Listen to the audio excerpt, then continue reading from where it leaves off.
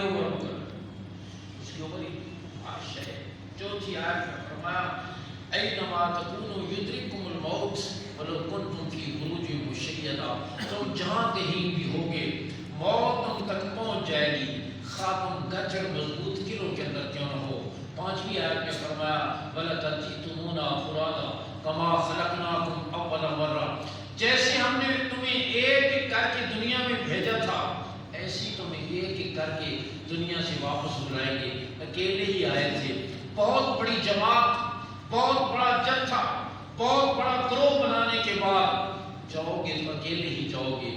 خالی ہاتھ آئے تھے اور بہت دنیا کمانے کے بعد بھی جاؤ گے تو خالی ہاتھ ہی جاؤ گے. سکندر اعظم پوری دنیا پہ حکومت کرنے والا موت کے وقت وصیت کرتا ہے میرا جنازہ لے کر چلو تو میرے دونوں ہاتھ کفن سے باہر نکال دینا تاکہ دنیا دیکھ لے کہ پوری دنیا پہ حکومت کرنے والا آج دنیا سے خالی ہاتھ جا رہا ہے. ساتھ جانے والی چیز میرے دوستوں کوئی نہیں. جنوبی پنجاب میں ایک بڑا جاگیردار تھا اور بڑا فرعون اور متکبر قسم کا. اپنے ڈیرے پر اونچا بیٹھتا، باقی سارے لوگ نیچے بیٹھتے، کسی کو اس کے برابر بیٹھنے کی اجازت نہ تھی. ایک درویش قسم کا آدمی آیا اور بڑی بے تکلفی سے آ کر اس کے برابر بیٹھ گیا. اسے بڑا غصہ، تو کون ہے جو میرے برابر بیٹھ گیا؟ اس نے کہا میں بھی جاگیردار ہوں. اس نے کہا کون جاگیردار ہے؟ اس علاقے کے جتنے جاگیردار ہیں میں سب کو جانتا ہوں. کہا نہیں میں بھی جاگیردار ہوں. کتنی زمین ہے تیری؟ وہ درویش کہنے لگا تیرے برابر، یا ہو سکتا ہے تجھ سے کچھ زیادہ ہی ہو. کہا میرے برابر کیسے؟ اس نے کہا بس مرنے کی دیر ہے، تیری میری زمین برابر ہو جائے، بلکہ میرا قد تجھ سے ذرا بڑا ہے تو تجھ سے تھوڑی زیادہ ہی ہو جائے گی. ایسے تو نہیں ہوتا کہ جاگیردار کی قبر 20 کنال میں بنائی جائے اور غریب کی چھوٹی سی بنائی جائے. سب کی ناپ تول کر ایک جیسی بنائی جائے گی. ساتھ جانے والی چیز کوئی نہیں. سر کی ٹوپی اترے گی، آنکھ کا چشمہ اترے گا، کلائی کی گھڑی اترے گی، عورت ہے تو زیور اترے گا، ماتھے کا جھومر اترے گا، گلے کا ہار اترے گا، ہاتھوں کے کنگن اتریں گے، انگلی کی انگوٹھی اترے گی، پاؤں کا پازیب اترے گا، زرد پر لباس اترے گا اور 2 چادروں میں لپیٹ کر رخصت کر دیا جائے گا. دوستو ساتھ جانے والی چیز، باہر کی ساری چیزیں یہی رہ جائیں گی.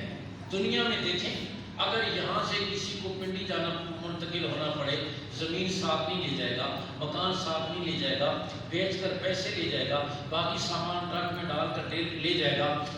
پنڈی سے اگر کراچی جانا پڑ جائے سامان اور مختصر ہو جائے گا، کراچی سے دبئی جانا پڑ جائے سامان اور مختصر ہو جائے گا. ایک آخری تبدیلی ہوتی ہے کہ زمین کے اوپر سے زمین کے نیچے جانا پڑ جائے تو پھر سامان اتنا مختصر ہو جاتا ہے کہ 2 چادروں کے علاوہ ساتھ کوئی نہیں چیز جاتی اور اندر جو کچھ بناتا رہا ایمان و عمل کا سرمایہ وہ سارے کا سارا ساتھ ہے، باہر کی کوئی ساتھ نہیں جائے گی. تو دوستو جانا سب نے ہے اور یہ ایک اٹل حقیقت ہے، اس میں کوئی شک نہیں. ہم 100 قبر سے دور تھے، ابھی اور قریب ہو گئے، شام کو اور قریب ہو گئے. ہمارے قدم خواہ دکان کی طرف اٹھیں یا دفتر کی طرف، کھیت کی طرف جائیں یا گھر کی طرف، ہمارا یہ سفر چل رہا ہے. جیسے ریل میں آدمی سفر کر رہا ہے، کوئی برتھ پہ لیٹا ہوا ہے، کوئی سیٹ پہ بیٹھا ہوا ہے، کوئی اخبار پڑھ رہا ہے، کوئی کھانا کھا رہا ہے، کوئی باہر کا منظر دیکھ رہا ہے، لیکن جو بھی ہے سب کا سفر چل رہا ہے. ہم سب کا بھی سفر چل رہا ہے. دن بدن زندگی کب ہو رہی ہے؟ بچہ پیدا ہوتا ہے، سال کے بعد اس کی سالگرہ منائی جاتی ہے. اب تو 80 اور 90 سال کی عمر میں بھی سالگرہ لوگ مناتے ہیں، لرزتے اور کانپتے ہوئے ہاتھوں کے ساتھ سالگرہ کا کیک کاٹ رہے ہوتے ہیں. تو سال کے بعد سالگرہ منائی جاتی ہے. علماء فرماتے ہیں یہ سالگرہ نہیں ہے، یہ سالگرہ ہے. سالگرہ ہے، تیری عمر کا سال گر گیا. 80 سال لے کر آیا تھا، 1 سال ہو گیا 79 کرے گا، 2 سال کے ہو گیا 78 کرے گا، 3 کا ہو گیا 77 کرے گا. تو دن بدن بڑا نہیں ہو رہا، دن بدن چھوٹا ہو رہا ہے. اپنے اس وطن اصلی کی طرف جا رہا ہے، اپنے اس مقام کی طرف جا رہا ہے. اب دوستوں جانا تو یقینی طور پر ہے، لیکن کوئی گرفتار ہو کے جاتا ہے، کوئی شاہی مہمان بن کے جاتا ہے. کوئی گرفتار ہو کے جاتا ہے، کوئی شاہی مہمان بن کے جاتا ہے. حضرت مولانا مسعود صاحب رحمہ اللہ ساری زندگی دینی خدمات کے ساتھ، خدمت خلق کے ساتھ، آپ مطالعہ کریں کہ ان کی زندگی کی شب و روز انسانیت کی خدمت میں گزرتے تھے، خدمت خلق کے لیے گزرتے تھے. اور یاد رکھیں، یہ عرض کرتا چلا جاؤں، یہ خدمت خلق اللہ کو بڑی محبوب ہے، اللہ کو بڑی محبوب ہے. حضور اکرم صلی اللہ علیہ وسلم جب غار حرا سے واپس تشریف لائے، پہلی وحی کے نازل ہونے کے بعد، بخاری کی شروع کی روایت ہے، اور حضرت حضور اکرم صلی اللہ علیہ وسلم کے بدن مبارک پر کپکپی کی کیفیت تھی، وہی کچھ ستر کی وجہ سے بخار کی کیفیت تھی. حضرت خدیجہ رضی اللہ تعالی عنہ نے آپ صلی اللہ علیہ وسلم کو تسلی دیتے ہوئے جو الہامی جملے ارشاد فرمائے، اور فرمائے کیا فرمائے؟ انک لتصل الرحم وتحمل الکلب وتکسر المعدوم وتقری الضیف وتعین علی نوائب الحق کلا واللہ لا یخزیک اللہ ابدا. حضرت خدیجہ نے تسلی دیتے ہوئے فرمایا ہرگز نہیں، اللہ کی قسم اللہ آپ کو بے یار و مددگار نہیں چھوڑے گا. یہ نہیں فرمایا. اس لیے کہ آپ پورا مہینہ غار حرا میں عبادت فرماتے ہیں، آپ رات بھر جاگتے ہیں، آپ ہر وقت ذکر الہی میں مشغول رہتے ہیں، بلکہ کیا فرمایا؟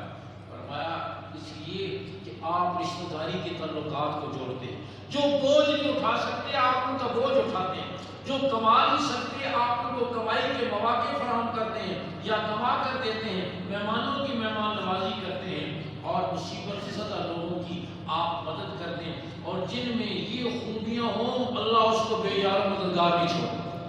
اسی لیے کہ اگر میں ساری رات عبادت کروں تو میں اسی لیے پیدا ہوں، میں اس کا مکلف ہوں، لیکن وہ میرا ذاتی فعل ہے، مجھے ثواب ملے گا، رحمتیں آئیں گی، نیکیاں ملے گی، اللہ کو قرب نصیب ہوگا. لیکن سوسائٹی اور کمیونٹی کو میری رات بھر کی عبادت سے کوئی فائدہ نہیں. میں اگر سارا سال میں اپنی روزہ رکھوں یہ میرا ذاتی عمل ہے، اللہ کی قرب کا ذریعہ ہے، میرے لیے سعادت ہے، لیکن آبادی کو اور انسانیت کو اس سے کوئی فائدہ نہیں. لیکن دوسروں کی خدمت کرنا یہ اللہ کی مخلوق اور اللہ کے کنبے کو فائدہ پہنچانا ہے. اور حضرت مولانا مسعود رحمہ اللہ کو اللہ نے اس خدمت خلق کے لیے قبول فرمایا تھا. اور یقیناً اپنے پیچھے اس ادارے کے علاوہ اپنے شاگردوں کے علاوہ اتنے لوگوں کی جو مدد فرما کے گئے، یقیناً یہ ان کے لیے صدقہ جاریہ اور درجات کی بلندی کا بہت بڑا ذریعہ ہے. بخاری کی روایت ہے، بنی اسرائیل کی فاحشہ عورت نے پیاسے کتے کو پانی پلایا، اللہ نے اس کی مغفرت کر دی. آپ غور فرمائیں. اور پھر انہوں نے تو کتنے زخموں پہ مرہم رکھا، کتنے آنسوؤں کو پوچھا، اور کتنے مصیبت زدہ لوگوں کی مدد کی، کتنے گھروں کو آباد کیا، اور کتنے دکھ والوں کے دکھ دور کیے. اللہ رب العزت نے ان کو اس بھرپور خدمت کے بعد اللہ رب العزت نے انہیں اپنے پاس بلا لیا. اللہ ان کے درجات کو بہت بلند فرمائے. میں عرض کروں جانا تو یقینی طور پر ہے، لیکن کوئی گرفتار ہو کے جاتا ہے، کوئی شاہی مہمان بن کے جاتا ہے. حضور اکرم صلی اللہ علیہ وسلم کے جلیل القدر صحابی، آپ کی مسجد کے مؤذن سیدنا بلال رضی اللہ تعالیٰ. بلال کو جانتے ہو؟ بلال کالا ہے، گورا نہیں، بدصورت ہے، خوبصورت نہیں، غلام ہے، آزاد نہیں، دور کا ہے، نزدیک کا نہیں، گھر کے باہر کا ہے، گھر کے اندر کا نہیں، لیکن زمین پہ چلتے قدموں کی آہٹ جنت میں سنائی دیتی ہے. بلال کے انتقال کا قریب آیا، ان کی بیوی فرط غم سے کہنے لگی واہ اللہ، آج کتنے غم کا دن ہے، جدائی ہو رہی ہے، تعلق منقطع ہو رہا ہے، آپ دنیا سے رخصت ہو رہے ہیں، یہ رفاقت ختم ہو رہی ہے. بلال فرمانے لگے یوں مت کہو، بلکہ کہو آترباہو، آج کتنی خوشی اور مسرت کا دن ہے، آج روح نکلے گی، کل جا کر حضور سے صحابہ سے ملاقات ہوگی. تو جس انداز میں نیکی پر زندگی گزاری جائے تو عزیز و اقارب کو تو غم اور صدمہ ضرور ہوگا. ہمارے برادر مکرم قائد کشمیر حضرت مولانا سعید یوسف صاحب دامت برکاتہ کا غم، بلکہ میں سمجھتا ہوں یہ سارے علماء کا غم اور سارے اہل علاقہ کا غم ہے. اس میں کوئی شک نہیں، اس میں کوئی شک نہیں. وہ غم تو ہے جدائی کا غم، ان خدمات کا غم، یہ ساری یادیں جو ہمارے دل و دماغ میں بالکل تازہ ہیں، یہ غم اپنی جگہ پر. لیکن فرمایا عزیز و اقارب کو تو غم ضرور ہوگا، لیکن جانے والا خوشی سے جائے گا. جانے والا اس دن کو یاد رکھا ہوگا، اس دن کی تیاری کی ہوگی تو جانے والا خوشی سے جائے گا۔ دعا کرو اللہ ہم سب کو اس وطن کی تیاری کی توفیق نصیب کرے۔ اور پھر پیچھے رہ جانے والوں کو اللہ نے کیا تعلیم دی؟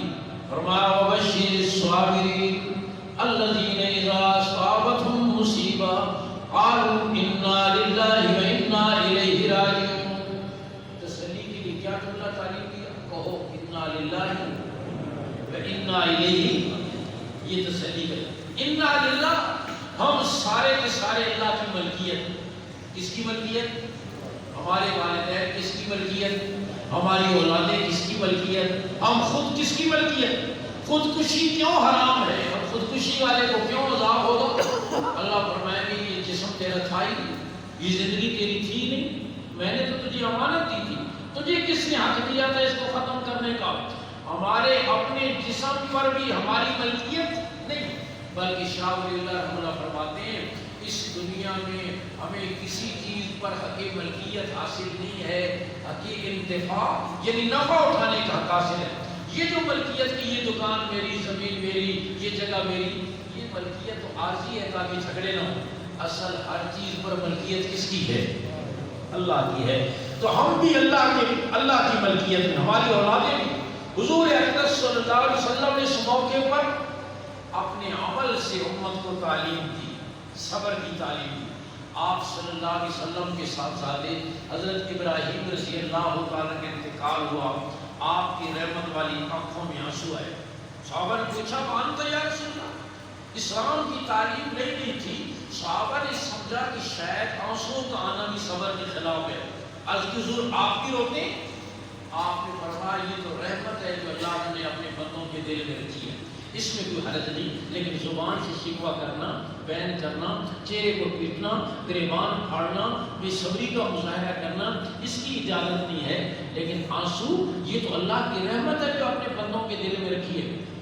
آپ کے صاحبزادے کا انتقال ہو، بیٹا بیٹا ہے خواہ وہ پیغمبر کہو یا کسی کو ہو، آپ کی رحمت والے آنکھوں میں آنسو آئے۔ امت کو تعلیم دے دی کہ آنسوؤں کے آنے میں کوئی حرج نہیں ہے، کتنا جائز ہے کتنا ناجائز امت کو آپ نے سمجھا دیا۔ آپ صلی اللہ علیہ وسلم نے فرمایا ان القلب یحزن والعین تدمع ولا نقول الا ما یرضی ربنا فانا بفراقک یا ابراہیم المحزونون۔ دل غمگین ہے اور آنکھوں سے آنسو بہ رہے ہیں، لیکن زبان سے وہی بات نکلے گی جس سے رب راضی ہوگا۔ ابراہیم تیری جدائی پر ہم غمگین، دل بھی غمگین، آنکھوں سے آنسو بہ رہے ہیں، لیکن زبان سے وہی بات نکلے گی جس سے رب راضی ہوگا۔ امت کو تعلیم دے دی۔ آپ صلی اللہ علیہ وسلم کے نواسے حضرت زینب رضی اللہ عنہ کے بچے کی حالت نازک ہوئی، انہوں نے آپ کی طرف قاصد بھیج کر آپ کو بلوایا۔ خیال یہ تھا کہ ابا جان صلی اللہ علیہ وسلم تشریف لے آئیں گے، شاید میرے بیٹے کی زندگی کا دھاگا کچھ لمبا ہو جائے۔ آپ نے اپنی بیٹی زینب کو پیغام بھیجا، اور یہ پیغام صرف زینب کی طرف نہیں، امت کی ساری بیٹیوں کی طرف تھا۔ آپ نے قاصد سے فرمایا جاؤ جا کر میری بیٹی زینب سے کہہ دو ان للہ ما اخذ ولہ ما عطا، جو لے لے وہ بھی اللہ کی ملکیت، جو دے دے وہ بھی اللہ کی ملکیت، ہر چیز کا اللہ کے ہاں وقت مقرر۔ بل تصبر بل تحتسب، بیٹی تو صبر کر اور ثواب کی امید رکھ، میرے آنے سے تیرے بیٹے کی زندگی کا دھاگا لمبا نہیں ہوگا۔ امت کو تعلیم دی اس موقع پر صبر، اور فرمایا آخری بات عرض کر رہا ہوں، صبر کرنے پر کیا ملتا ہے؟ حضور اکرم صلی اللہ علیہ وسلم کی چچا حضرت عباس رضی اللہ عنہ کا انتقال ہوا، ان کے صاحبزادے آپ کے چچا زاد بھائی جلیل القدر صحابی عبداللہ ابن عباس فرماتے ہیں مجھے غم کا بڑا صدمہ، بڑا اثر تھا میری طبیعت پر، بڑے لوگ آئے مجھے تسلی دی، لیکن کسی کی بات سے مجھے حوصلہ نہیں ملا۔ ایک بدو آیا، اس نے ایک جملہ کہا، اس کی بات سے مجھے بڑا حوصلہ ملا۔ اس نے کہا عبداللہ تمہارے والد تمہیں چھوڑ کر اللہ کی ذات کے پاس گئے ہیں، اور اللہ کی ذات ان کے لیے تم سب سے بہتر ہے، اور تم نے اپنے والد کے انتقال پر صبر کیا ہے، اور اللہ فرماتے ہیں ان اللہ مع الصابرین، صبر کرنے والوں کو میں خود مل جاتا ہوں۔ تمہیں اپنے والد کے بدلے میں اللہ کی ذات ملی ہے، اور وہ تمہارے لیے والد سے بہتر ہے۔ تمہارے والد اللہ کے پاس گئے ہیں، وہ ان کے لیے تم سے بہتر ہے، تم لیے اپنے والد سے بہتر ہیں، تو یقیناً اس موقع پر یہ پہاڑ جیسا صدمہ ہمارے براد مکرم حضرت مولانا سعید یوسف صاحب کا برکاتوں کے لیے، اس پورے ادارے کے لیے، یہاں کے اساتذہ طلباء کے لیے، اہل خانہ کے لیے، علاقے کے تمام علماء کے لیے اور اس خطے کے تمام عوام اور مسلمانوں کے لیے یہ بہت بڑا سانحہ اور بہت بڑا صدمہ ہے۔ اللہ رب العزت ہم سب کو صبر کی توفیق نصیب فرمائے اور اس صبر کو بھی ان کے درجات کی صبر جلیل پر اللہ اجر جزیل عطا فرمائے اور ان کو اس کو کوثر و سلسبیل کا ذریعہ فرمائے، ان کی ساری دینی خدمات ان کے حق میں قبول فرمائے اور اس ادارے کی بہاروں میں اللہ اضافہ فرمائے۔ جو خلا پیدا ہوا ہے اللہ اپنی قدرت سے اس خلا کو پر فرمائے۔ اللہ رب العزت ہم سب کو اس وطن کی تیاری کی توفیق دے، ان کے بچوں کو، بھتیجوں کو، پورے اہل خانہ کو اللہ والی صفات نصیب فرمائے۔ وآخر دعوانا الحمدللہ رب العالمین۔